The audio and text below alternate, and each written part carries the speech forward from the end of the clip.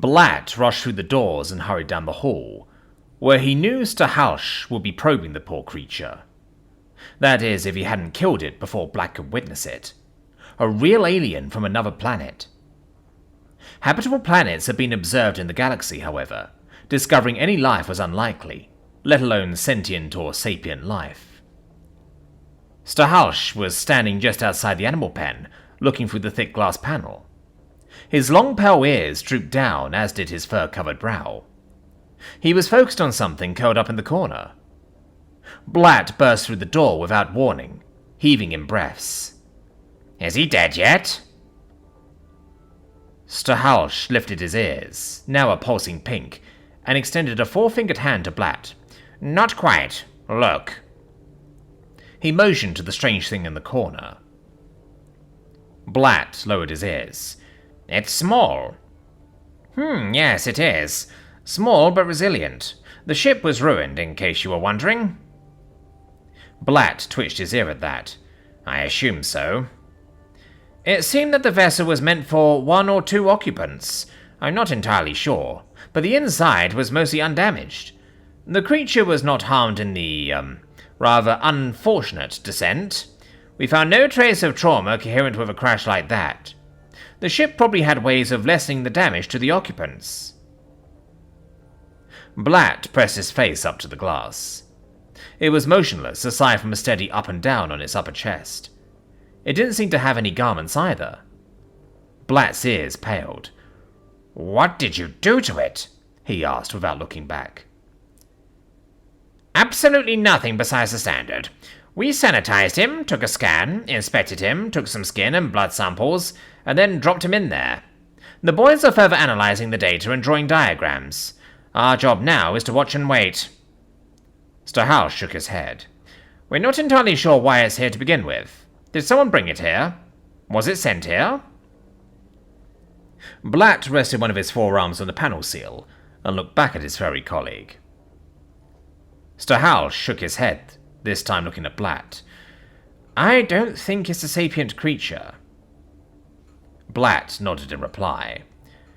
"Despite it being unharmed in the crash, it's badly damaged. Malnourished, naked, scarred, bruised, and covered in dirt. It's had damage to its skeleton too, we saw that in the radiograph. I can't imagine a sapient creature undergoing that much distress." "So, what are you thinking? What's your running theory?" Blatt stepped back from the glass panel and sat in one of the many wooden chairs that lined the room.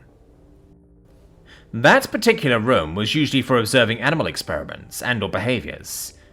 In the animal pen, dirt, fake rocks and bushes covered the floor, while the ceiling was glass to allow sunlight in. Most of the animals liked it, but some of the more aggressive or nocturnal ones preferred a dark enclosure which they had somewhere else in the lab. Stahalsh sat next to him and crossed his legs.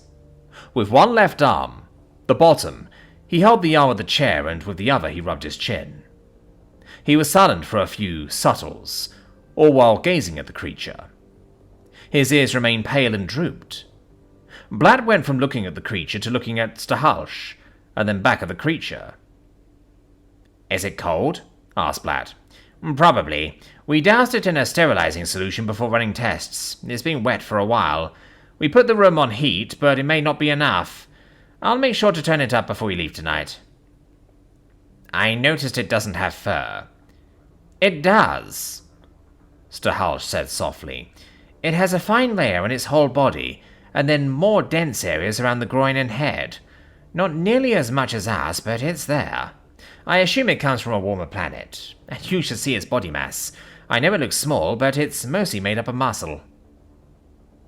Blatt's ears bounced and turned pink. "Really?" Stahalsh nodded with a smirk. "If this thing was at its full size and fully nourished, I believe it would be stronger than any Repsent." The creature moved then, lifting its head and looking around the room slowly. Both scientists lifted their now bright pink ears and watched the thing intensely, waiting for it to do something. It had its knees up to its chest and had been resting its forehead in between them. Now it rested its chin on the right knee. Its two eyes scanned the room, focusing on nothing and everything. After a few ticks, it opened its maw wide and made a low-toned noise. It then rested its body on the right side, bringing its knees in close and placing its head on its singular right arm. The two scientists looked at each other with soft smiles and perked red ears. "Well," said Blatt enthusiastically, "that was something." "It was." Stahalsh stood up and got closer to the glass, separating him from this fascinating creature that dropped out of the sky. All four of his arms were planted on his hips. "We should feed it something. I bet it's starving." "Now? Why not? It's resting now it's relaxed." He started for the door at a fast pace. Blatt jumped up to follow him. "I don't think that's a great idea, Stahalsh," he protested. "Nonsense!" He waved a hand back at Blatt and turned to meet his face. "Imagine if you crashed on a strange planet and soon got poked and prodded for a shron, only to be thrown in a dirty, smelly room meant for animals." "It is an animal. I'm not sure it cares all that much." Stahalsh opened the door and walked down the hall to the North Main Lab. Blatt hardly ever went in the North Lab since he mostly worked in the West Wing with the animal behavior scientists. Various beakers, boxes, machines, tools, and a bunch of very curious people filled the room. It was to be expected, of course, and Blatt was sure there would be many, many writers come nightfall. Stahalsh expertly dodged every question about the mysterious creature from outer space, perfectly and quite rudely. He made a direct beeline for the kitchen to find something palatable for the creature to consume. "Looking at his genetic makeup, I can get a pretty good idea of what it might eat, although we still shouldn't risk anything acidic or hard to digest, meaning no fibrous vegetables or anything hard to chew. We're looking for soft things that are easy on the stomach." He greeted Romfield in the kitchen area before opening the cooling unit. "How are we going to feed it?" Blatt asked over his shoulder. Romfield, who was having his midday food break, perked up with pink ears. "Are you guys talking about the alien?" Blatt dropped his large floppy ears. "Yes. Stahalsh thinks he can get it to eat something." "Not think," said Stahalsh, emerging from the cooling unit with a yellow soft food made from grains and fruit concentrate. "I know I can." He filled a small container with water and hurried back towards the observation room. Blatt told Romfield to have a good break, and also that he would have time to chat after the day ended. Of course, he really just said that to avoid further questioning, before following his lab partner into the hallway. Stahalsh held the door open for his colleague, and once he was inside the observatory, the door was locked. "Okay, you keep that door closed, understand?" Stahalsh handed the key to Blatt. He set the food and water down on the floor before opening a case that sat close on the wall. He pulled out a sleeping serum and a projectile firing unit. "Do you know how to use this?" he asked Blatt while loading the unit. He nodded and took the PFU, making sure it was cocked and ready to fire on command. It was loaded with a microstab needle that would administer a dose of sedative on impact. "If it gets aggressive, I need you to shoot it. And don't worry, I checked, and it won't harm the creature, just put it to sleep." Stahalsh picked up the food and gave his companion a confident nod. He unlocked the door to the animal pen, and a rank must flew in the observation room. Both their ears turned dark brown for a moment before returning to beige. "Wish me luck." Stahalsh slowly entered the room and closed the door behind himself. Blatt locked the door. He then slid open a compartment in the middle of the glass panel and slid the PFU comfortably in. He aimed directly for the creature, and his ears turned a dull pink. Xander. Planet unknown. Time unknown. Xander heard the door open, but pretended not to. He figured at some point they would come back to do more tests, and he had been dreading it. The tall, slender, fuzzy aliens had thrown him around like a chew toy for what felt like 2 hours, or maybe a bit less. He didn't know. His body ached, his head hurt, he was cold, and his open wounds burned like fire. And his stomach. Oh God, his stomach ached. He was used to going without food for a while, but never without plenty of rest, and never for this long. For the last 4 days, he'd been fighting for his life non-stop. All he wanted was to rest, but he knew he couldn't yet. He opened his eyes and looked up at the alien. He thought he recognized it, though they all looked similar. Beige in color, tall, slender, and covered in light brown fuzz that seemed to coat their whole body, except for the palms of the hands. They also had 4 arms and hands, all with 3 fingers and a thumb. The fingers were bony and bulbous on the tips. They had 2 rounded eyes, a very small flat nose, and large ears that fell on their shoulders.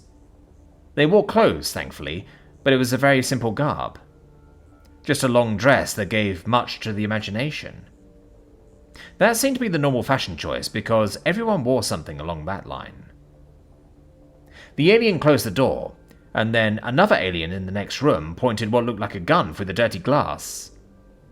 Xander's heart quickened, and he felt the blood rush to his cheeks. Instinctively, he sat up rather quickly, and his head started pounding. He closed his eyes and placed his palms in his eye sockets. It alleviated some of the pain, but not enough. The pungent smell in the room wasn't helpful.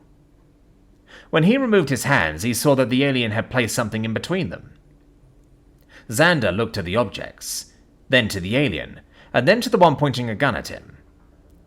This whole situation was rather odd, but no one was directly threatening him, which was good. He assumed the gun was a warning more than a threat. Or at least that's what he hoped. The alien in front of him pushed forward objects. A flat slate with something yellow and green on top and a cup.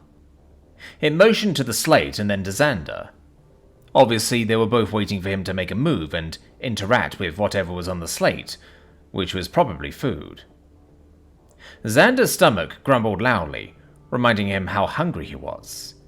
He couldn't afford to make them leave. He brought up his knees and used his knuckles like a gorilla to slowly creep forward. He kept his head down to avoid eye contact, in case that was seen as a challenge or something. He stopped after a foot or so and sat down again, crisscross. Looking back at the alien, Xander noticed his ears were slightly perked now and turning pink. The one in the other room still aimed the weapon at him. He waited a few seconds, but no one did anything. He crept forward a little more, just enough to reach the slate. As he reached out for the slate, still averting his gaze, the alien in front of him stayed perfectly still, except for his ears, which were growing more red by the second, and seemed as though they were bouncing. The one holding the gun moved a bit, and bumped the gun on the edge of the glass, making a noise.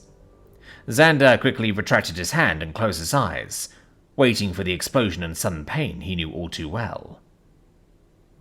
The alien then says something to the one in the other room in a foreign language. Xander looked up, and the gun was removed from the glass. Now he could see the other alien looking at the two of them with slight concern. The one in front of him pushed the slate and cup forward more, much to Xander's surprise. He reached for the cup even slower this time. When his hand wrapped around the cup, the alien squirmed a bit. Xander retreated about half a foot, and then brought the cup to his chapped lips. When he took a small sip, it tasted like pure heaven. He couldn't stop himself from chugging the whole thing, nearly making himself sick. He let out a hard sigh. The same actions were repeated to get the food, which was scarfed down as quickly as the water. He realized he probably looked like some kind of animal eating like that and making a huge mess, but maybe that would make him less of a threat. In fact, what if they had never seen a human before and assumed he was some sort of pet? That would explain the tests and the weird treatment. They weren't keeping him hostage at all. He was a wild animal to them, essentially. He cringed at what they would do if they knew he was a thinking, knowing being. The number of tests, questions. God, would they even let him out of this kennel? After the last bite of food, he started licking his fingers and hands, making growling noises, all while still avoiding eye contact. The alien let out a trill and said something to the other. Xander crawled on all fours back to the corner, and curled up, looking back at the alien with sharp eyes. Please leave now, he thought. After a couple of minutes, it did. It stood up, dusted off its garments, and left the room. The door was closed and locked. They watched him for a while before losing interest and leaving the area entirely. He let out a deep and guttural sigh, relaxing his shoulders and throwing his head back. He knew they would most likely be watching one way or another. Either cameras or a recorder. He wasn't sure how advanced the society was. They obviously like doing experiments. He curled up in the dirt, feeling cold and tired, but not hungry or thirsty anymore, and he was grateful for that. He slowly fell away into the night, and he slept.